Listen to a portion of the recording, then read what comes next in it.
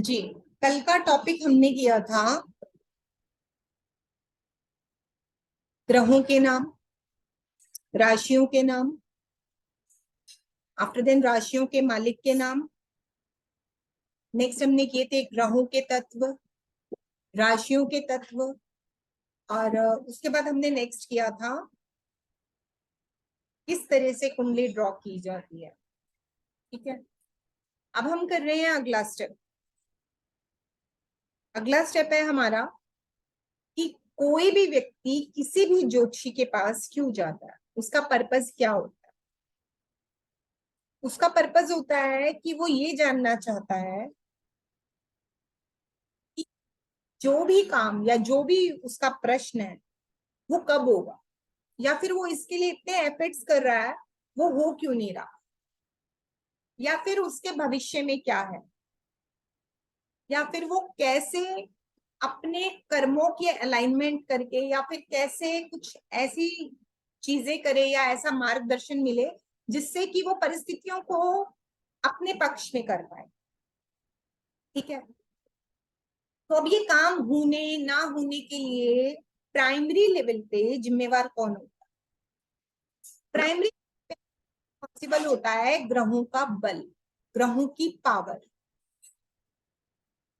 ठीक है, अब जो ग्रह हैं वो सिर्फ जहां दिखाई देते हैं वैसे अकेले काम नहीं कर सकते, उनके पीछे फोर्सेस काम करती है।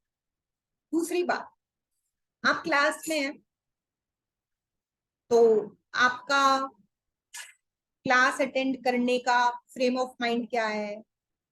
दूसरा, आप नेटवर्क की कनेक्टिविटी क्या है, जो टीचर आपको समझा रहा है वो आपको समझ आ रहा है या नहीं आ रहा है, ये मैटर करता है ना। उसके बाद अगर कहीं आप पेड कोर्स कर रहे हैं तो आपकी पैसे खर्च करने की कैपेबिलिटी खर्च कर पे डिपेंड करता है। अगर आपकी किस्मत में ज्योतिष लिखा भी है या नहीं ये भी मैटर करता है। उसके बाद आप जिस एटमॉस्फेयर में बैठे हैं वहां के एनवायरनमेंट में किस तरह का मतलब शांति है, पीछे से शोर शराबा है, आवाज है, तो ये सब चीजें। उसके बाद आपका शारीरिक स्वास्थ्य, फिर इसके बाद आप जो इसको समय देंगे तब जाकर के आप ये कोर्स कर पाएंगे। सिर्फ यहाँ बैठ जाने से आप कोर्स नहीं कर पाएंगे, सिर्फ सुन लेने से आप ज्योतिष नहीं सीख जाएंगे। तो इसके अलावा भी बहुत सारे और घटक या मैटर मतलब चीजें मैटर कर सकती हैं। मैंने सिर्फ इन शॉर्ट आपको समझाने के लिए एग्जाम्पल दिया।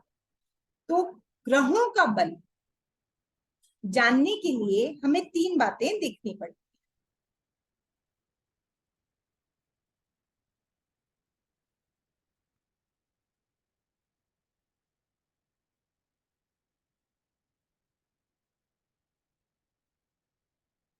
ग्रहों का बल तीन प्रकार से चेक होता है। पहला, राशि परिवर्तन के आधार। राशि परिवर्तन से क्या मतलब है, देखो हमने कल की क्लास में किया था जो ग्रहों का घर है वो राशियां होती हैं। मैंने कल आपको बताए थे राशियों के मालिक, है ना। उसका मैंने एक शॉर्टकट मेथड भी बताया था याद करने का। 1 8 मंगल, 2 7 शुक्र, ध्यान होगा। अब राशि परिवर्तन के आधार पर ग्रहों का बल क्या होता है और राशि परिवर्तन क्या होता है। जैसे कि हम हमेशा अपने घर में नहीं रहते 24 घंटे, मूवमेंट करते हैं, चाहे वो हम पढ़ने के लिए जाएं, चाहे मार्केट जाएं, चाहे नौकरी पे जाएं घूमने फिरने जाएं, चाहे सिंपल वॉक करने जाएं। तो ठीक वैसे ही ग्रह भी मूवमेंट करते हैं। अब हम मूवमेंट कहाँ करते हैं, हम मूवमेंट करते हैं धरती पर। धरती हमारा घर है, शहर से शहर कर लेंगे, अपने शहर में कर लेंगे, अपनी गली में कर लेंगे, मतलब रिश्तेदारों के घर कर लेंगे, ये सब चीजें हमारे अर्थ पर ही है। तो ऐसे ही जो ग्रह है वो मूवमेंट कहाँ करते हैं, राशियों में, एक राशि से दूसरी राशि। करेक्ट। तो अब जब एक राशि से दूसरी राशि में वो जाते हैं तो उनकी पावर चेंज होती है। क्या कारण, पावर तो चेंज होगी। जैसे कि हम अपने घर में जितने कंफर्टेबल होते हैं दूसरों के घर में हम उतने कंफर्टेबल नहीं होते, ऐसे ही ग्रहों के साथ है। वो जितना अपने घर में कंफर्टेबल है दूसरों के घर में कंफर्टेबल नहीं हो। तो इस तरह से राशि परिवर्तन के आधार पे हम बल चेक करते हैं। दूसरा, अब चाल माने देखो, मूवमेंट कर रहे हैं, चल रहे हैं, तो ही तो मूवमेंट हो रही है। अब जब मूवमेंट कर रहे हैं तो चाल स्लो भी हो सकती है, फास्ट भी हो सकती है। एक एग्जांपल बता रही हूँ, सीधा भी चल सकते हैं, उल्टा भी चल सकते हैं। ज्योतिषीय भाषा में दो तरह की चाल मानी जाती है, एक वक्री चाल और एक मार्गी चाल, मतलब एक सीधी चाल और एक उल्टी चाल। इसका भी चैप्टर आएगा। तो चाल के आधार पर भी ग्रहों का बल डिसाइड होता है। ठीक वैसे ही आपको सपोज अपने डेस्टिनेशन में पहुंचना था, अगर आप देरी से पहुंचे तो सोचिए क्या प्रभाव होगा। वैसा ही मान लीजिए, यानी कि एक ग्रह को टारगेट दिया गया है कि तेरी ये ड्यूटी है। अब वो उसको पूरे टाइम पे पूरा करता है या देर से पूरा करता है, आयु क्या थी। ग्रहों की एज भी होती है, जैसे आपकी हमारी एज होती है ना, ग्रहों की भी एज। आयु के आधार पर बोलते हैं हम इसे, जैसे बच्चा, बूढ़ा, जवान, तो वो तो डायरेक्ट दिखाई दे ही रहा है, उस हिसाब से तो बल चेंज होगा ही। ठीक है, पहला राशि परिवर्तन के आधार पर, दूसरा चाल के आधार पर, तीसरा आयु के आधार। राइट। तो अब हम राशि परिवर्तन के आधार के लिए पहले ये जानने की कोशिश करेंगे कि कैसे होता है, लेकिन उससे पहले मैं ज्योतिष रामायण के आधार पर सिखाती हूँ। हम राशि परिवर्तन के आधार पर जाने उससे पहले हम ये जानेंगे कि ग्रहों में सूर्य को क्या कहते हैं। ग्रहों में सूर्य को राजा राम कहते हैं रामायण के आधार। ग्रहों क्या हुआ? सीता माता का। ठीक है, ग्रहों में मंगल को हनुमान जी कहते हैं, ये बात सब जानते हैं। बुध को प्रिंस कहते हैं, राजकुमार कहते हैं, परंतु नपुंसक राजकुमार। देवताओं के गुरु बृहस्पति कहते हैं। शुक्र को राक्षसों के गुरु शुक्राचार्य कहते हैं। शनि को दास वर्ग, मतलब नौकरी पेशा, जितने भी नौकरी पेशा लोग हैं वो सब शनि की कैटेगरी में आ।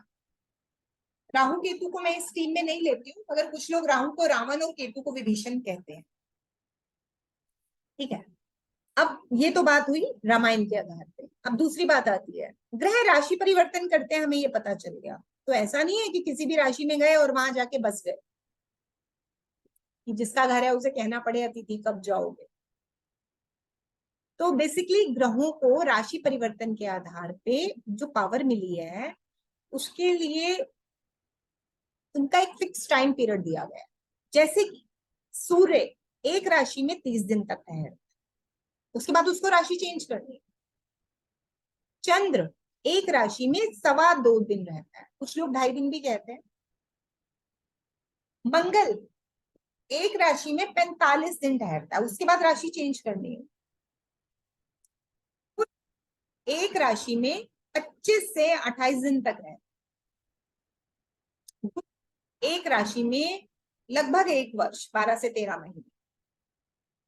शुक्र अगेन 25 से 28 दिन तक रहता है। शनि 2.5 साल, 30 मंथ्स तक रहता है। राहु 1.5 साल, 18 महीने यानी कि। और केतु अगेन 1.5 साल, 18 महीने। उसके बाद इनको अपनी अपनी राशि बदल ली। ठीक है जी। अब हम ये चेक करते हैं कि ग्रह राशियां बदलते कैसे। मकर संक्रांति का नाम सभी ने सुना हुआ है, हर धर्म में मकर संक्रांति से जुड़ा कोई ना कोई पहलू जरूर है। ठीक है, संक्रांति क्या होती है पहले ये जानते हैं। संक्रांति का मतलब होता है सूर्य के राशि परिवर्तन का दिन। सूर्य जिस दिन राशि बदलते हैं उसको संक्रांति का त्योहार कहा जाता है। और सूर्य एक राशि में कितने दिन रह सकते हैं, हमने अभी भी किया था, उसको कितने दिन रहना अलाउड है, 30 डेज। और मकर संक्रांति लगभग हर वर्ष 14 या 15 जनवरी को आती है। मकर क्यों कहा जाता है, कि सूर्य उस दिन मकर राशि में प्रवेश करते हैं, तो अब हम इसे मकर संक्रांति कहते हैं। तो मकर संक्रांति आई 14 जनवरी को, 30 दिन के लिए सूर्य महाराज मकर राशि में रुके। अब आ गई 14 फरवरी, तो सूर्य महाराज कहां पहुंच गए, मकर से अगली कुंभ राशि। ठीक 1 महीना बीता, 14 मार्च आई, राशि में आ गए। फिर ठीक 1 महीना बीता, 14 अप्रैल आ गया, मेष राशि में आ गए। ठीक 1 महीना बीता, 14 मई आ गई, ऋषभ में आ गए। फिर 1 महीना बीता, 14 जून आई, मिथुन में आ गए। फिर 14 जुलाई आई, 14 जून को मिथुन में आए, 14 जुलाई को कर्क में, 14 अगस्त को सिंह में, 14 सितंबर कन्या में, अक्टूबर 14 को तुला में, 14 नवंबर वृश्चिक में और 14 दिसंबर धनु। फिर 1 महीना यहाँ रहने के बाद 14 जनवरी को फिर से मकर में आ गए। कुछ लोगों को ऐतराज होगा कि मैं 14 तारीख फिक्स बोल रही हूँ। एक्चुअली मैंने सिर्फ समझाने के उद्देश्य से 14 तारीख फिक्स बोली है। जिस तरह हर महीने के दिन फिक्स नहीं होते, वैसे ही 14 तारीख फिक्स नहीं होती है। ये 1-2 दिन आगे पीछे तारीख हो सकती है, ठीक है। कभी 13 हो सकती है, कभी 15 हो सकती है। तो मैंने सिर्फ समझाने के लिए इसको बोला था। तो इस तरह से सूर्य राशि बदलता है। अब सूर्य की अपनी राशि सिंह राशि होती है, ये हमने कल किया। तो सिंह राशि में सूर्य राजा है, वो अपने घर में है। तो सिंह राशि में तो अपने घर में तो हर कोई कंफर्टेबल होता है। तो जब सिंह राशि में कंफर्टेबल है, तो क्या बाकी राशियों में जब जाएंगे तब भी उतने कंफर्टेबल होंगे? नहीं। इसको समझने के लिए हम लोग कि ग्रहों का राशि परिवर्तन के आधार पे कैसा बल होता है, सबसे हाईएस्ट बल और सबसे लोएस्ट बल, मैं इसको आपको बताने जा रही हूँ, जिसे ज्योतिष की भाषा में ग्रहों का उच्च या नीच होना कहा जाता है। और राशि परिवर्तन इस तरह होता है, हर ग्रह का ऐसे ही होता है। सपोज चंद्रमा 2.25 दिन रुकेगा मीन राशि में, फिर मेष में आ जाएगा, फिर 2.25 दिन रुकेगा, फिर वृषभ में आ जाएगा, फिर 2.25 दिन रुकेगा, मिथुन में आ जाएगा, इस तरह से चेंज होगा, ठीक है। अब सबसे पहला फॉर्मूला करवाने जा रही हूं मैं। फॉर्मूले का नेम है पहला ग्रह पहली राशि। पहला ग्रह सीरियल ऑर्डर में मेष राशि होगी। पहला ग्रह सीरियल ऑर्डर में मेष राशि होगी। सॉरी, पहला ग्रह सीरियल ऑर्डर में सूर्य होता है और पहली राशि मेष। तो जैसे कि हमें पता है कि सूर्य सिंह राशि के मालिक है, तो मेष राशि में गेस्ट हो गए। राशियां क्या है? ग्रहों का घर। मतलब घर क्या होता है? 4 दीवारी। घर कभी किसी का वेलकम तो करता नहीं है। तो अब जैसे सिंह राशि सूर्य का घर है, मेष राशि भी वैसे ही घर है, परंतु वो सूर्य का घर नहीं है। अब सूर्य वहां गेस्ट बन के पहुंच गए, तो मेष राशि होस्ट हो गई। देखो, घर का हाउस नंबर तो कभी होस्ट होता नहीं है, घर का मालिक होस्ट होता है। तो मेष राशि का मालिक मंगल होस्ट बन गए। सूर्य गेस्ट, मंगल होस्ट। मैंने अभी कल आपको तत्व कराए थे, सूर्य अग्नि तत्व के और मंगल भी अग्नि तत्व के। आग से आग मिली तो आग की पावर क्या होगी? भड़क होगी, डबल होगी। तो इसलिए सूर्य जब मेष राशि में आए, उनको बहुत वार्म वेलकम मिला, तो वो पावर में आ गए। यानी कि सूर्य मेष राशि में ज्योतिषीय भाषा में कहा जाए तो उच्च के हो गए। और अगर मेरी नजर में कहा जाए तो सूर्य मेष राशि में जब पहुंचे तो आग से आग मिल गई, तो पावर बढ़ गई, मतलब उनको एक फेवरेबल एटमॉस्फेयर मिल गया। अब ये तो हुई फेवरेबल एटमॉस्फेयर की बात। तो कोई जगह ऐसी भी होगी जहां ये डाउन होते।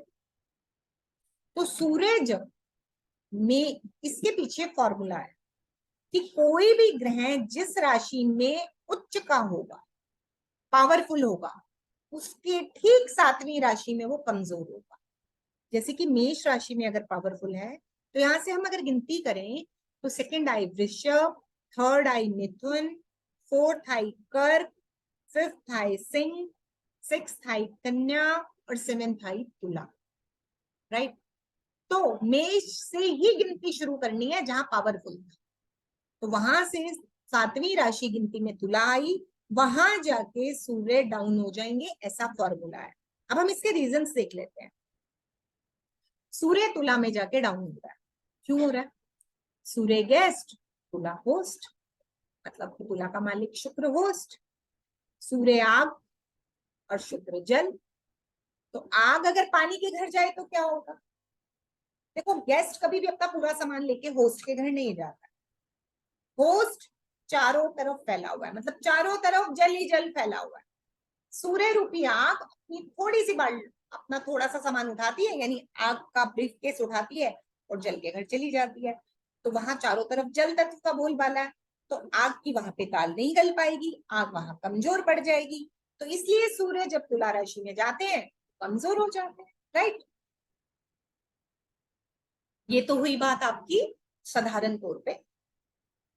अब अगर हम टेक्निकल जो ज्योतिषीय भाषा है, अब हम इसको बिल्कुल साधारण तरीके से रामायण के हिसाब से देखते हैं।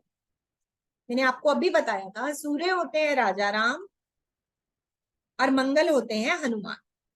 तो राम हनुमान की जोड़ी से कौन परिचित नहीं है। तो राम जी जब हनुमान जी के घर जाएंगे तो स्वतः ही पावरफुल हो जाएंगे, क्योंकि हनुमान जी राम जी की पूरी इज्जत करेंगे, उनका पूरा साथ देंगे। तो इसलिए राजा राम यानी कि सूर्य जब मंगल यानी हनुमान के घर जाएंगे तो पावरफुल हो जाएंगे। यही राजा राम जब शुक्र यानी शुक्राचार्य के घर जाएंगे तो कमजोर पड़े। कारण, शुक्राचार्य कौन है? शुक्राचार्य असुरों के गुरु, मतलब लंका वालों के गुरु हैं। असुर कहाँ बसते थे अगर मैं रामायण की बात करूं तो लंका में। लंका के गुरु क्यों चाहेंगे कि राजा राम की इज्जत बढ़े। राजा राम वहां पहुंचेंगे लंका में तो शुक्राचार्य पूरा भरसक प्रयास करेंगे कि वो राजा राम को हराएं, राजा राम को बेइज्जत करें या राजा राम को वहां से हरा के भगा दें। तो रिजल्ट क्या होगा? राजा राम की वहां पे रिस्पेक्ट शुक्राचार्य नहीं करेंगे, तो राजा राम को वहां पे काम करने का पूरा स्पेस पूरी इज्जत से नहीं मिलेगा। तो इसलिए सूर्य वहां पे जाके डाउन हो जाएंगे। ठीक है, तो ये हुआ रामायण का टॉपिक। रामायण से अगर आप करते हैं, और वो हुआ टेक्निकल। अब सूर्य यदि दिन है तो शनि रात है, बिल्कुल उल्ट। सूर्य यदि रोशनी है तो शनि अंधकार है। इसका मतलब क्या हुआ? सूर्य यदि मेष राशि में उच्च का हो रहा है तो शनि ठीक विपरीत व्यवहार करेगा, शनि मेष राशि में नीच हो जाएगा, उल्ट। सूर्य जो करेगा शनि उसका उल्ट करेगा। और सूर्य यदि तुला राशि में नीच का हो रहा है, ज्योतिषीय भाषा में कमजोर यानी कि, तो शनि महाराज वहां पावरफुल हो जाएंगे, यानी कि उच्च के हो जाएंगे। करेक्ट। तो इस तरह से सिर्फ अगर आप एक फॉर्मूला करते हैं, पहला ग्रह पहली राशि, तो आप दो ग्रहों के फॉर्मूलाज को याद कर लेते हैं, बड़े सिंपल। ये तो मैंने समझाने के लिए इतना कुछ बताया, इसका आपको आगे ज्योतिष मतलब प्रेडिक्शन करने में इसका योगदान रहता है। पर अगर सिंपल देखें तो सिंपल सा फंडा है कि पहला ग्रह पहली राशि में पावरफुल है, ठीक सामने सातवीं तुला राशि में कमजोर है, और उसके बाद में जो आपका क्या नाम से शनि है उसके विपरीत व्यवहार करता है। ठीक है, ये तो था आपका एक फॉर्मूला। अब आज एक सेकंड फॉर्मूला और कर लेते हैं। सेकंड फॉर्मूला है आपका राशि। Very simple. पहला था पहला ग्रह पहली राशि, दूसरा है दूसरा ग्रह दूसरी राशि। दूसरा ग्रह सीरियल ऑर्डर में आता है चंद्रमा, दूसरी राशि आती है वृषभ। सेम वही, चंद्र गेस्ट हो गए और वृषभ राशि के मालिक शुक्र होस्ट हो गए। जल तत्व के और शुक्र भी जल तत्व के, हमने कल किया। तो जल से जल मिला, जल की पावर बढ़ गई। तो इसलिए चंद्रमा जब वृषभ राशि में जाते हैं तो पावरफुल हो जाते हैं, राइट। अब ये तो हुई पावरफुल होने की बात। इसके बाद फॉर्मूला है कि जो ग्रह जहां पावरफुल है वहां से ठीक सातवीं गिनती कीजिए। तो वृषभ से गिनती शुरू करते हैं। वृषभ, वृषभ 1, मिथुन 2, कर्क 3, सिंह 4, कन्या 5, तुला 6 और वृश्चिक 7। तो सातवीं राशि आ गई गिनती करने पर वृश्चिक। यहां जब चंद्रमा जाएंगे तो डाउन पड़ जाएंगे, मतलब कमजोर पड़ जाएंगे, नीच कहते हैं जिसे। क्यों? क्योंकि वृश्चिक राशि के मालिक मंगल है और वो होस्ट बन गए। चंद्र जल तत्व के और मंगल अग्नि तत्व के, राइट। अब आप सोचेंगे पिछली बार तो मैडम ने बोला कि भाई आग पानी के घर गया, तो अब पानी आग के घर जा रहा है तो पानी डाउन हो रहा है। तो भाई पानी अब गेस्ट है, आग होस्ट है। चारों तरफ फ्लैट में ही ज्यूम कीजिए आग ही आग फैली है। दो बाल्टी, शिशिर जी प्लीज अपना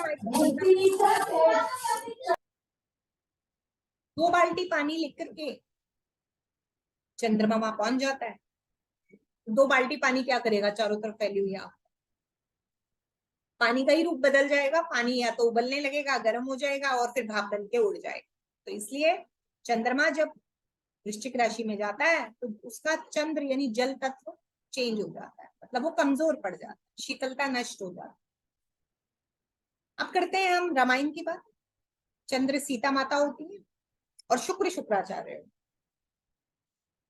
सीता माता शुक्राचार्य के घर पावरफुल कैसे हुई? राम जी तो नहीं हुए। तो इसका कारण है, थोड़ा सा रामायण में जाइए। सीता माता और शुक्राचार्य कब हुआ था? जब लंका में सीता माता 1 साल तक अकेले रही। अब सीता माता को ये भी नहीं पता था कि मैं किस दिशा में आ गई हूँ। सीता माता को ये भी नहीं पता था कि भाई मुझे राम कब लेने आ पाएंगे। उन्हें ये तो पता था राम आएंगे, राम तक कैसे संदेशा पहुंचेगा, क्या होगा। तो 1 साल का समय बहुत लंबा होता है, जिस दौरान शुक्राचार्य को अगर हम इंडिकेट करें तो हम कह सकते हैं रावण और रावण के वंशज यानी कि शुक्राचार्य से गवर्न होने वाली बॉडीज। तो वो सब आते थे, सीता माता को डराते भी थे, लालच भी देते थे कि भाई राम का त्याग कर दो और रावण को अपना लो। देखो राम यदि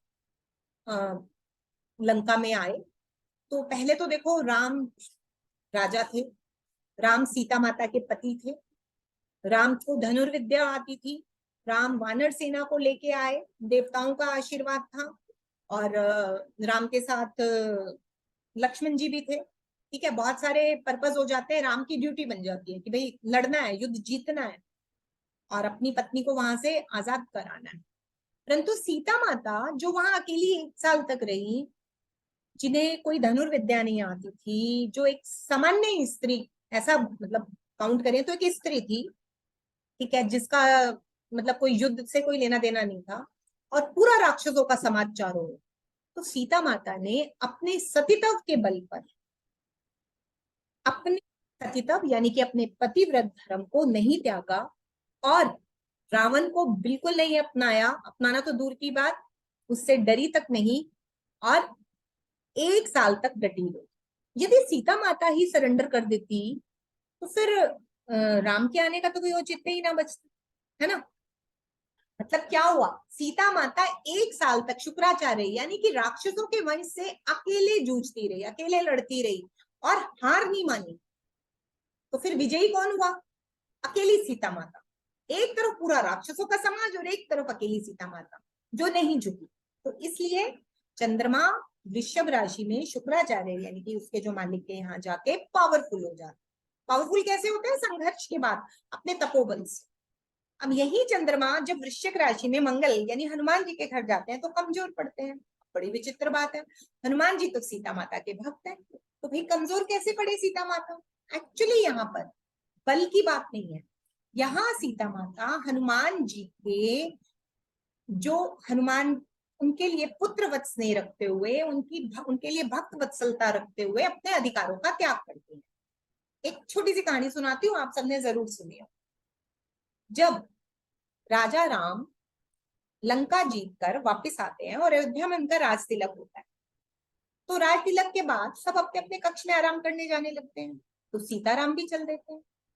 हनुमान जी को तो अब प्रभु राम के चरणों में रहने की आदत पड़ी हुई थी, वो तो प्रभु राम की सेवा करते थे, वो सब प्रभु राम सोते थे, वो उनको पंखा करते थे, वो उनके पांव दबाते थे। तो वही आदत के स्वभाव के चलते वो राम जी के पीछे पीछे चल रही है। तो फिर वहां गुरुजनों ने कहा कि सीता माता राम की भ्राता है, वह दोनों पति पत्नी हैं, आप उनके कक्ष में क्या करने जा रहे हैं? बाल ब्रह्मचारी, उस पे वानर बुद्धि, उनको तो ये बात समझ नहीं आती। बोले जहां प्रभु राम वहां हनुमान। फिर उन्हें समझाया गया कि देखो सीता माता की मांग में श्री राम के नाम का सिंदूर है और सीता माता के माथे पर श्री राम के नाम की बिंदिया है। तो सीता माता का इसलिए राम जी पे आपसे ज्यादा अधिकार है, तो वो रहेंगी उनके साथ, वो उनकी सेवा करेंगी, आप नहीं करेंगे, आप कल राज दरबार में आइए। हनुमान जी को बात पसंद तो नहीं आती, लेकिन प्रभु राम मंद मंद मुस्कुरा देते हैं, इशारा कर देते हैं। हनुमान जी बोलते हैं अच्छा जो आज्ञा, आ जाते हैं। 2-4 दिन पढ़ते हैं, सीता माता श्रृंगार कर रही होती हैं, हनुमान जी वही होते हैं सेवा में, तो हनुमान जी पूछ लेते हैं कि माता आप ये सिंदूर क्यों लगाती हैं। अब सीता माता उनके मन की बात भांप जाती है, ठिठोली में कह देती है क्योंकि राम जी को ना सिंदूर सबसे ज्यादा प्रिय है, तो इसलिए मैं मतलब मेरा जो मुझे वो बहुत ज्यादा प्यार करते हैं क्योंकि मैं सिंदूर लगाती हूँ। हनुमान जी को ये बात समझ में आ जाती है, तो वो खुद को पूरा सिंदूर से रंगते हैं और भरी सभा में चले आते हैं और कहते हैं माता जब एक बिंदी लगाने से, एक सिंदूर लगाने से तुम्हारा प्रभु राम पे पूरा अधिकार है, तो मैं तो पूरा का पूरा सिंदूर में हूँ, फिर मेरे राम कैसे ना हुए। तो सीता माता उनकी इस निश्चल भक्त वत्सलता को देखते हुए सहर्ष उन्हें हमेशा राम के साथ रहने की अनुमति दे देती हैं। जबकि स्त्री का स्वभाव होता है वो अपना पति किसी से नहीं बांटती, लेकिन जब वो देखती है इतना निश्चल स्नेह, इतनी भक्ति भावना, तो हनुमान जी को कहती है कि तुम सहर्ष प्रभु राम के साथ हमेशा रह सकते हो। तो इसलिए वहां सीता माता अपने अधिकारों का त्याग करती हैं तो कमजोर पड़ जाती हैं। अब जैसे सूर्य के ऑपोजिट हमने शनि किया था, वैसे हम चंद्र के ऑपोजिट कोई ग्रह नहीं करते हैं, क्योंकि चंद्रमा जो है वो मन के मालिक है ज्योतिष में। तो मन किसी बात का विरोध नहीं करता है, मन को आप जिस बात में लगाइए लग जाता है, बुद्धि विरोध करती है। दूसरी बात, चंद्र को सीता माता या फिर दूसरे शब्दों में कहें माता भी कहा गया है, तो माता भी सबके साथ बराबर बिहेव करती है, इसलिए चंद्र किसी को अपना शत्रु नहीं मानता। आज हम यहीं तक करेंगे क्योंकि बिल्कुल नया विषय हो गया है। मैं चाहूंगी इसकी रिकॉर्डिंग आपसे शेयर कर दी जाएगी, इसको आप 1 से 2 बार जरूर देख के आए। हालांकि मेरे यूट्यूब चैनल पे ऑलरेडी इसका सेकंड वीडियो पहले भी पड़ा है, आप चाहें तो वहां से भी देख सकते हैं। मैं स्टेप बाय स्टेप आपको थोड़ा थोड़ा करके करवा रही हूँ, तो इस वजह से ये कल आपके पास ये शेयर हो जाएगा कल ग्रुप में। यहाँ तक कोई क्वेरी है तो बताइए किसी की, या समझ में आ गया? अखिलेश जी, मनोज जी, शिशिर जी, क्लियर यहाँ तक? जी जी ठीक है जी, कल मिलते हैं फिर, पढ़ेंगे आपसे शेयर कर देंगे।